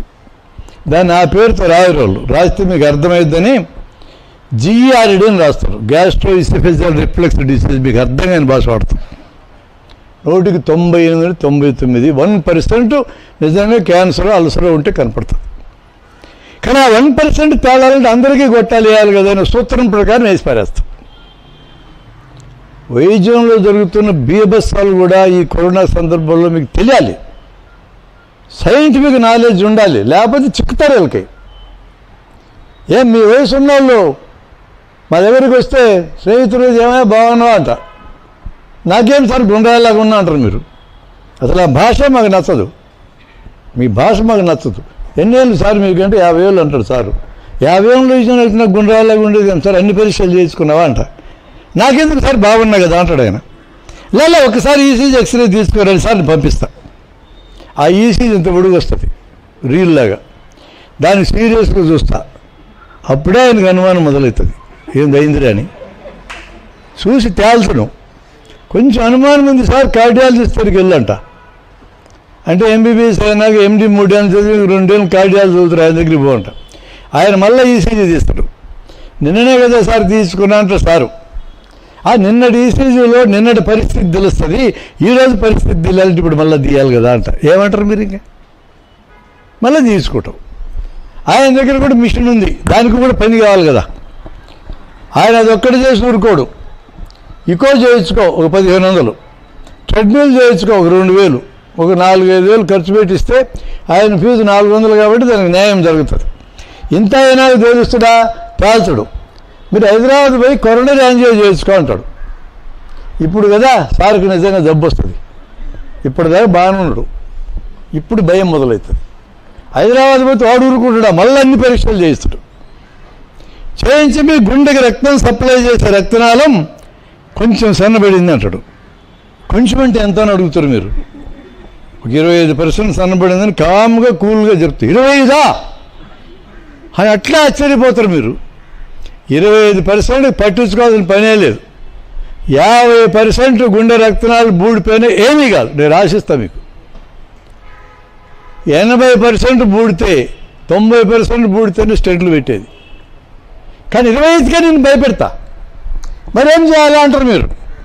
ఎడల్పు చేయించుకో, అయితే 2 లక్షలు తెచ్చుకో, పోయేటాడు మళ్ళీ వెనక్కి పిలుస్తాం. అదే ఎడల్పు చేసినాక మళ్ళీ సన్నబడే ప్రమాదం ఉంటుంది. ఓ స్టెంట్ పెడితే మళ్ళీ బూడిపోకుండా ఉంటుంది అంట. పెట్టు సార్ అయితే అంటాడు. ఈసారి ఇందాక టోన్ ఉండదు. అది 1 పెట్టాల్సి వస్తే 2 పెట్టాల్సి వస్తే 3 పెట్టాల్సి వస్తే చెప్పలేమంటాడు. ఎంత అయితే సార్ అంటాడు టోన్ తగ్గి. ఫారిన్ది కావాలి, ఇండియాది కావాలంటాడు. మళ్ళా ఏది కావాలంటారు? ఖచ్చితంగా మీరు ఫారిన్ది అడుగుతారు నాకు తెలుసు. ఫారిన్ది అయితే 150, ఇండియాది అయితే 30,000. అంటే 4.5 లక్షలు. ఇందాక 2, 6.5 అయిపోయింది. 4 రోజుల ముందు ఆరోగ్యంగా ఉన్నావు, ఇప్పుడు చూడు 6.5 లక్షలకి టెండర్ పడింది. ఈరోజు మా డాక్టర్ల దగ్గరికి వచ్చి గుండె వైద్యం అవసరం, స్టెంట్లు వేసుకునే వాళ్ళు మంచి డాక్టర్లు లేరని నేను చెప్పటల్లా. గొప్ప సైన్స్ అది, మామూలు సైన్స్ కాదు అది. ఇలాంటివి చెప్పే సందర్భాలు కూడా లేకపోలేదు. నైవేలి లిగ్నైట్ వాళ్ళకి ప్రభుత్వం రీఎంబర్స్మెంట్ ఉంటే ఇప్పుడు 25 ఏళ్ళ నాటి సంగతి చెప్తున్నా. విజయ హాస్పిటల్లో కొంత నేర్చుకోవడానికి నేను మా డాక్టర్ ఒకరు వెళ్తే అక్కడ ఉండి కార్డియాలజిస్ట్ మాకు చెప్తున్నాడు, నా పొద్దుటూరు కుర్రోడే. ఇక్కడ నైవేలి లిగ్నైట్ వాళ్ళు స్టెంట్ వేయాల్సిన అవసరం లేకపోయినా ఊరికే వస్తుంది కదా వేసుకుంటున్నారు సార్ మా హాస్పిటల్లో అన్నాడు. ఊరికే, ఆడికూరికే, మనకూరికే కాదు, మన పైసలు పోతాయి, మన పన్నులు కట్టిన డబ్బులు పోతానే ఉంటాయి. ఈ పన్నులు కట్టినా ఈ డబ్బులు కట్టిన మనకైతే దిక్కుండదు. ఈ రీఎంబర్స్మెంట్ వచ్చేటప్పుడు ఊరికూరికి ఆపరేషన్ జరుగుతూ ఉంటాయి. ఈ రకమైన వివక్ష ప్రమాదకరమైన వివక్ష. ఇది రాజకీయపరమైన అంశం. మీరు అనొచ్చు మధ్యలో రాజకీయాలు ఎందుకు మాట్లాడుతారు కరోనా గురించి చెప్పంటే. రాజకీయం లేకుండా ఏం ఉండదు సార్ ఈ భూమి మీద. 125 ఏళ్ళ నాడు మా scientist Robert Virchow medicine is nothing but politics in large scale అన్నాడు ఆయన. ఆరోగ్యంగా ఉండాలంటే తిండి ఉండాలా, రాజకీయం అది. 8,000 మంది పిల్లలు ఈ ప్రపంచంలో ఎవ్రీ డే చచ్చిపోతున్నారు తిండి లేకుండా. ఈ ప్రపంచంలోని 750 కోట్ల మందికి తిండి పెట్టగలిగే శక్తి ప్రపంచానికి ఉంది. కానీ ఎందుకు చచ్చిపోతున్నారు? రాజకీయం, వ్యాపారం. వ్యాపారం కోసం రాజకీయం ఉంది. మన దేశంలో ఎవ్రీ ఇయర్ 80,000 మంది తిండి లేక వస్తున్నారు. నిన్న కాక మొన్న వలస కార్మికులు 100 కిలోమీటర్లు నడిచినారు. 15 కోట్ల మంది వాళ్ళు. ఇక 35 కోట్ల మందికి రోజు కూలీలు పోయినాయి. 50 కోట్ల మందికి ఉచితంగా ఆహార ధాన్యాలు పెట్టినా 3 కోట్ల టన్నులు ఖర్చు అవుతుంది. ఆ రోజుకు 9,40,00,000 టన్నుల ధాన్యం గోడౌన్లో మూలుగుతూ ఉంది. ఈ సంవత్సరం పంట కూడా బ్రహ్మాండంగా పండింది. పోయిన సంవత్సరం లోటు పడదు, మళ్ళీ నింపుకోవచ్చు కూడా. కానీ ఒక్కడికి 1 కిలో కూడా ఇలా ఎలకలుగా పెట్టినారు, ముక్కిపోయేటట్టు చేసినారు. That is politics, that is business. దాన్ని మాట్లాడుతుందంటే ఎట్టు కుదురుతుంది? అవి ఉన్నాయి మన కళ్ళెదురుగా, తప్పదు. వాటి మధ్యలో మనం ఎట్ట బతకాలో చూసుకోవాలా. నేను అదే ఈరోజు చెప్పడానికి వచ్చింది. రాజకీయాలని వ్యాపారాన్ని రద్దు చేయలేను. ఈరోజు కరోనా వ్యాక్సిన్ చుట్టూ వ్యాపారం నడుస్తుంది. ప్రమాదకరమైన వ్యాపారం అది, దయచేసి గుర్తుపెట్టుకోండి. అమెరికా, కెనడా ఇట్లాంటి అభివృద్ధి చెందిన దేశాలు మా దేశంలో ప్రజలందరికీ వ్యాక్సిన్ కొనిపెట్టడం మాకేం కాదనుకున్నారు. అబద్ధం. ఈ ప్రపంచంలో 100 నుంచి 120 దేశాలకి వ్యాక్సిన్ కనిపెట్టే శక్తి లేదు, ప్రొడ్యూస్ చేసే శక్తి లేదు, కొనే శక్తి కూడా లేదు. ఆఫ్రికాలో ఉన్నాయి ఆ దేశాలు, లాటిన్ అమెరికాలో ఉన్నాయి, ఆసియాలో ఉన్నాయి. ఈ దేశాల్లో డార్వినియన్ థియరీ ప్రకారం ఏం జరుగుతూ ఉంటుందంటే, చచ్చిపోయేది వస్తారో, బతుకున్న వాళ్ళు పోరాడి వైరస్ని జయిస్తారో, ఈ లోపల వైరస్ మ్యుటేషన్ వస్తుంది, మళ్ళీ దాడి చేస్తుంది, చచ్చిపోయేది వస్తారు, మళ్ళీ దాడి చేస్తుంది శరీరం. అట్లా మ్యుటెంట్స్ పెరుగుతూ పోతాయి. అక్కడ మనకంటే ఎక్కువ పెరుగుతాయి. అక్కడ పెరిగిన మ్యూటెంట్స్ విమానాలెక్కి అమెరికాకి, కెనడాకి, బ్రిటన్ కూడా వస్తాయి.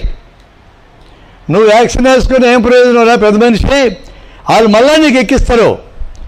కాబట్టి నువ్వు భద్రంగా ఉండాలంటే ఈ వెనకబడ్డ దేశాలకు కూడా వ్యాక్సిన్ ఫ్రీగా ఇవ్వాలి.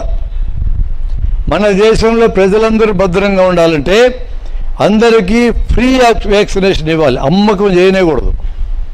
35,000 కోట్లు మన కేంద్ర ప్రభుత్వం పక్కన పెట్టుకొని ఉంది. 150 రూపాయలకి గవర్నమెంట్కి సప్లై చేస్తాడు అదర్ పూనావాలా సెరమ్ ఇన్స్టిట్యూట్. అందులో 100 రూపాయలు ఆయనకి లాభం ఉంది. ఆయనేం లాభం లేకుండా ఇవ్వడంలా.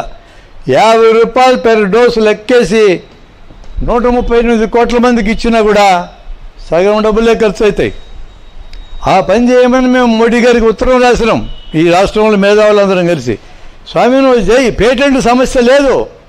భారత్ బయోటెక్ డెవలప్ చేసిన వ్యాక్సిన్ ఐసీఎంఆర్ వాళ్ళు, ఇండియన్ వైరాలజీ ఇన్స్టిట్యూట్ వాళ్ళు, భారత్ బయోటెక్ సైంటిస్టులు ముగ్గురు కలిసి డెవలప్ చేశారు. దాని మీద పేటెంట్ హక్కు ముగ్గురికి ఉంటుంది. ఎవరిని అడగతినాల్సిన పనే లేదు. కోవాక్సిన్ మనకు ఫ్రీగా వస్తుంది, పేటెంట్ సమస్య లేదు. మన దేశంలో 100కి పైన ఇన్స్టిట్యూట్స్ కొత్త వ్యాక్సిన్ కనిపెట్టలేవు, కానీ తయారైన వ్యాక్సిన్ ఫార్ములా ఇస్తే తయారు చేయగలవు. ఈ 100 ఇన్స్టిట్యూట్కి ఫార్ములా ఇవ్వండి, పెట్టుబడి తలా 1000 కోట్లు పడేయండి. 100 ఇన్స్టిట్యూట్స్కి ఇస్తే 1,00,000 కోట్లు అవుతుంది. 22 లక్షల కోట్లు పోయిన సంవత్సరం ఉద్దీపన ప్యాకేజ్ ఇచ్చారు కదా. 1,00,000 కోట్లు ఇవ్వడానికి సెంట్రల్ గవర్నమెంట్కి బాధే ఉంది. ముడిసరుకు కావాలి, లేదు. ప్రపంచంలో ముడిసరుకు అమెరికాలో ఉంది, ఇండియాలో కొంత ఉంది, చైనాలో ఉంది, రష్యాలో ఉంది, ఫ్రాన్స్ లాంటి యూరోప్ దేశాల్లో ఉంది. అందరి దగ్గర పోయి తెచ్చుకోపో ముడిసరుకు. ఆ ముడిసరుకు పెట్టుబడితో 100 ఇన్స్టిట్యూట్స్ వ్యాక్సిన్ తయారు చేస్తే సిర్ఫ్ 1.5 monthsలో 300 కోట్ల డోసులు ఇక్కడ తయారవుతాయి. కేవలం నెలన్నరలో 300 కోట్లు. వచ్చిన వ్యాక్సిన్ వచ్చినట్టు రాష్ట్రాలకు ఇచ్చి పంచమనండి. 45 daysలో ఇండియాలో ఇప్పటిదాకా కరోనా సోకుడు వాళ్ళందరూ వ్యాక్సినేట్ అవుతారు. కొత్త వైరల్ వేరియంట్ రాకముందే మనం జయించగలం. 3వ వేవ్ మాటే లేదు. ఇక దీని అనుకున్న లాజిస్టిక్స్ నాకు తెలుసు, చెప్తున్నా. ఖర్చు పెద్దగా అయ్యేది కాదు. ఇంకా నేను ఇంక అద్భుతం చెప్తున్నా మోడీ గారికి. ఈ 2వ వేవ్ను సరిగా మేనేజ్ చేయనందుకు నీకు చెడ్డ పేరు వచ్చింది దొరా. అందరూ నిన్నే తిడుతున్నారు. నీకు బయటపడే మార్గం నేను చెప్తున్నా అంటున్నా. ఇంకా 300 కోట్ల డోసులు తయారు చేయి. 60 రూపాయల లెక్క నమ్ముకో వెనకబడే దేశాలకి. పోనీ 50 ఊరికి ఇంకో 15,000 కోట్లు అవుతుంది. 15,000 కోట్లు ఈ దేశం నుంచి పెట్టుబడి పెట్టు. 100-120 దేశాల్లో నీ కీర్తి పతాక ఏడదాకపోతే చెప్పలేవు. అందరు మర్చిపోతారు కోవిడ్లో నీ ఫెయిల్యూర్ అంతా. The saviour of the world mister Modi అంటారు. నువ్వు పోయినసారి ఎన్నికల్లో పుల్వామా, బాలాకోట్ మీద ఆధారపడ్డావు.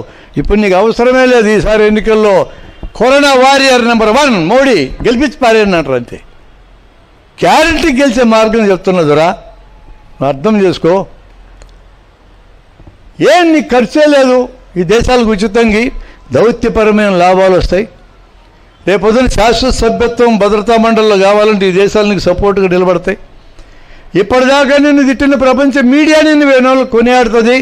నోబెల్ ప్రైజ్కి నిన్ను ప్రపోజ్ చేసిన ఆశ్చర్యపోనక్కర్లా. అంత అద్భుతమైన అవకాశం మేము యాజ్ సైంటిస్ట్ ఆర్ సైన్స్ ప్రచారం చేసే వ్యక్తులుగా మోడీ గారి ముందు మేము పెట్టాం. అది చేయదగింది, చేయటం సాధ్యమవుతుంది. ఎందుకంటే ప్రజల్ని తిట్టి ప్రయోజనం లేదు. ప్రజలు 3 కారణాలతో బాధ్యులు. దూరం పాటించకపోతే బాధ్యులు, ముఖానికి గుడ్డు కట్టకపోతే బాధ్యులు, చేతులు కడుక్కపోతే బాధ్యులు. ఈ 3 తప్ప ప్రజలకు ఏం బాధ్యతలు ఉన్నాయి మీరు చెప్పండి? ఆక్సిజన్ మనం మ్యానుఫ్యాక్చర్ చేయగలమా? మనం ట్రాన్స్పోర్ట్ చేయగలమా? మనం నిల్వ ఉంచగలమా? పోయిన సంవత్సరం అక్టోబర్లో టెండర్లు పిలిస్తే ఇప్పటికి 58 యూనిట్లు కూడా తయారు కాలే. మనమేం కారణం దానికి? వ్యాక్సిన్ మనం తయారు చేయగలమా? మనం డిస్ట్రిబ్యూట్ చేయగలమా? మనమేం కారణం దానికి? విధానాలు, ప్రభుత్వ విధానాలు కారణం. వాళ్ళు బాధ్యత వహించాల్సిందే. అద్భుతంగా ఈ రోజున్న క్రైసిస్లోంచి బయటపడడానికి ఒక మార్గం మేము చెప్పాం. ఇంకో మార్గం ఉంది. అన్ని ప్రైవేట్ హాస్పిటల్లో ఉన్న కోవిడ్ బెడ్లను స్వాధీనం చేసుకోండి. గవర్నమెంట్ మొత్తం స్వాధీనం చేసుకో. కరోనా పోయినాక మళ్ళీ వాళ్ళకి ఇచ్చేయి. వాళ్ళని పర్మనెంట్గా తీసుకోమంటాను నేను. అవన్నిటిని కూడా నోటిఫై చేసుకొని ఎక్కడ కోవిడ్ బెడ్లోని ఒక యాప్ డెవలప్ చేసి దాని జనానికి అందించు. నేను ఇందాక చెప్పిన ప్యాకేజీని ప్రచారం చేయి. ఎవరికైతే అనుమానం వస్తుందో, సమస్య ఎదురవుతుందని ఇమీడియట్గా యాప్లోకి వెళ్తారు. బెడ్ ఎక్కడ దొరుకుతుందో ఎత్తుక్కుని వెళ్ళిపోతారు. రెమెడీస్ మీరు ఎక్కడ అవసరమో క్లియర్గా నేర్పించు. ఈరోజు గవర్నమెంట్ హాస్పిటల్లో దొరుకుతుంది మొత్తం కూడా. బ్లాక్లోకి వెళ్ళాల్సిన పనే లేదు. బెడ్లన్నీ, కోవిడ్ బెడ్లన్నీ గవర్నమెంట్ బెడ్ల కింద మార్చినాక మొత్తం కోవిడ్ పేషెంట్లకు ఉచితంగా వైద్యం చేయండి. ఈ డబ్బులు ఎందుకు వసూలు చేస్తారు? లక్షలు పోతున్నాయి సార్. ఇప్పుడు ఈ ఆసుపత్రిలో చేరితే 16 రోజులు అంటే 14 లక్షలు పోగొట్టుకున్నారు. అయినా చచ్చిపోయిన వాళ్ళు ఉన్నారు. పక్కన ఫిబ్రవరిలోకి ఆర్ఎంపీ డాక్టర్ 70 లక్షలు ఖర్చు పెట్టుకుని చచ్చిపోయాడు. ఈ సమస్యలు ఉండవు. గవర్నమెంట్ బాధ్యత తీసుకుని ఆంధ్ర గవర్నమెంట్ చెప్తానే ఉంది, నేను ఫ్రీగా చేస్తా కోవిడ్ వైద్యం అని. బెడ్లన్నీ స్వాధీనం చేసుకుని చేయి, ఫ్రీగా వైద్యం చేయి. ఇట్లాంటి విపత్కర సమయంలో ప్రజల కోసం రాబోతే ఎప్పుడు వస్తాయి గవర్నమెంట్లు? Government, central government health budget పెంచండి సార్. ఇప్పుడన్నా 2.5 నుంచి 3కు రండి. ఆ 0.9% దేనికి పనికిరాదు. 5% ఉంటే అద్భుతాలు చేయొచ్చు. నువ్వు ఇవ్వలేరు 5, మీరు ఎవరు 3 అన్నీ ఇవ్వండి. ఇప్పుడు స్పెషల్గా బడ్జెట్ ఇవ్వండి రాష్ట్రాలకి. కోవిడ్ ఎదుర్కొంటుంది రాష్ట్రాలు. మీరేముంది ఊరికే నీతులు చెప్పేదో సలహాలు ఇవ్వడమే కదా. అప్పుడప్పుడు మీటింగ్లు పెట్టి ఫైట్ చేస్తుంది రాష్ట్ర గవర్నమెంట్స్ కదా. వాళ్ళకి బడ్జెట్ ఇవ్వండి. కనీసం జిఎస్టీ బకాయిలను వదిలేండి. యాక్ట్ ఆఫ్ గాడ్ అని చెప్పకుండా. దేవుడికి ఏమి సంబంధం అండి కరోనాతో? మధ్యలో అనవసరంగా దేవుడిని పిలుచుకొస్తారు. దేవుని పూజించుకుందాం. ఇష్టమైన వాళ్ళు పూజించుకుంటారు. దేవుడు ఇష్టం వచ్చి దేవుని వాడు పూజించుకుంటారు. మనకేంటి గొడవ? ఆయన ఎందుకు మధ్యలో పిలుచుకొస్తారు దేవుణ్ణి? దేవుడి వలన కరోనా వచ్చిందని. కరోనా వచ్చింది మన వలన వచ్చింది, మన వల్ల వ్యాపిస్తూ ఉంది. మనం బాధ్యత వహించాలా? దేవుళ్ళు కూడా ఇదంతా మాకు ఇబ్బంది అని తెలిసే కదా గుళ్ళు, మసీదులు, చర్చిలు మూసేసుకున్నారు. ఒకవేళ వాళ్ళు దయ్యం ఉంటే వాళ్ళందరూ పూనుకున్న వాళ్ళు కాదా? మాది కాదురా ఈ సబ్జెక్ట్ అని చెప్పినారు దేవుళ్ళే. ఇంక దేవుళ్ళతో మనం గొడవలేదు. దేవుడి పేరు చెప్పొద్దు. ఇక మనుషులే ఈ పని అంతా చేయాలి. మీరు ఇంకా వాట్సాప్, సోషల్ మీడియా విపరీతంగా చూస్తారు. నాన్న బీభత్సమైన వస్తుంటాయి అందులో. వాటన్నిటికీ వ్యతిరేకమైన మాట అనకూడదు. ఎందుకంటే ఈ దేశంలో వాక్ స్వతంత్రం దేవుడు బుద్ధి పెట్టింది, వాడు మాట్లాడుకునే హక్కు ఉంది. కానీ విచక్షణ మీకు ఉండాలా, ఏది తీసుకోవాలి ఏది తీసుకోకూడదని. మీ కరెక్ట్ ఇన్ఫర్మేషన్ ప్రపంచ ఆరోగ్య సంస్థ సైట్లోకి వెళ్ళండి, వస్తుంది. ఐసీఎంఆర్లోకి వెళ్ళండి, ఇస్తారు. Any social and preventive medicine డిపార్ట్మెంట్కి సంబంధించిన ఏ ప్రొఫెసర్ అయినా మీకు కరెక్ట్ ఇన్ఫర్మేషన్ చెప్తాడు. మీకు తెలిసిన డాక్టర్ ఉంటే వాళ్ళు ఏం చెప్తారు. అన్కంట్రోల్డ్ డయాబెటీస్ ఉంటే చాలా సీరియస్ విషయం. ఇప్పటికీ మీకు షుగర్ ఉంటే అన్కంట్రోల్డ్ అయితే ఇమ్మీడియట్గా కంట్రోల్ చేసుకోండి. కార్టిజోన్ వాడినాక షుగర్ పెరుగుతుంది. కాబట్టి కార్టిజోన్ మొదలెడితే ఖచ్చితంగా షుగర్ డాక్టర్ మిమ్మల్ని అబ్జర్వ్ చేయాలి. అన్కంట్రోల్డ్ డయాబెటీస్ ఉన్న వాళ్ళకి బ్లాక్ ఫంగస్ వచ్చే అవకాశం ఉంటుంది. అందరికీ రాదు, ఆ అవకాశం వాళ్ళకి ఎక్కువ. అందుకని షుగర్ చాలా జాగ్రత్తగా ఉండాలి. మీరు మందులు ఆడాల్సిన పరిస్థితి వస్తే మైల్డ్గా జబ్బు ఉన్నప్పుడు ఒక ప్యాకేజ్ చెప్తాం, విటమిన్లు వేసుకోమని చెప్తాం. ఇది ఎవరిని అడగక్కర్లా. B complex, vitamin C, vitamin D3 వేసుకోండి. ఆ బి కాంప్లెక్స్లో జింకు, మెగ్నీషియం, మ్యాంగనీస్ ఉంటాయి. అవి దొరుకుతాయి బయట. అసలు జబ్బు మొదలైందని అనుమానం వచ్చిన రోజు నుంచి విటమిన్లు వేసుకోండి, ఏమి నష్టం లేదు. 12 రోజులు వైరస్ మీలో ఉండే కాలం అది, ఆ రోజుల్లోకి వేసుకోండి. డోలో లేదా పారాసిటమాల్ కొన్ని దగ్గర పెట్టుకోండి. జ్వరం కొద్దిగా వస్తే, నొప్పులు కానీ కొద్దిగా ఉంటే వేసుకోండి, ఇది ఎవరిని అడగక్కర్లేదు. గొంతులో గరగరా ఉన్నా, కొద్దిగా మైల్డ్ కాఫ్ వచ్చినా దానికి మాంటిలూకాస్ట్ లివోసిట్రిజిన్ అనే మందు మన పేపర్లో రాసాం, అవి తెచ్చుకొని రోజు ఒకటి వేసుకోండి. అది కూడా ఓవర్ ది కౌంటర్ దొరుకుతుంది, ఇబ్బంది లేదు. బుడిసెనైడ్ అనే ఇన్హేలరు, కొద్దిపాటి దగ్గు, కొద్దిపాటి ఆయాసం అంటే 97-95 మధ్యలో ఉన్నప్పుడు మీకు పనిచేస్తుంది. అది కూడా మీరు కొనుక్కొని వాడుకోవచ్చు. ఇది మందుల గురించి మేము అడ్వైజ్ చేస్తున్నాం.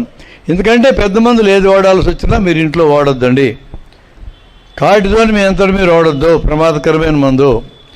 లో మాలిక్యులర్ వెయిట్ హెపారిన్ ప్రమాదకరమైన మందు, స్పెసిఫిక్ సిచ్యువేషన్లో వాడాలి, మీరు ఇంట్లో వాడొద్దు.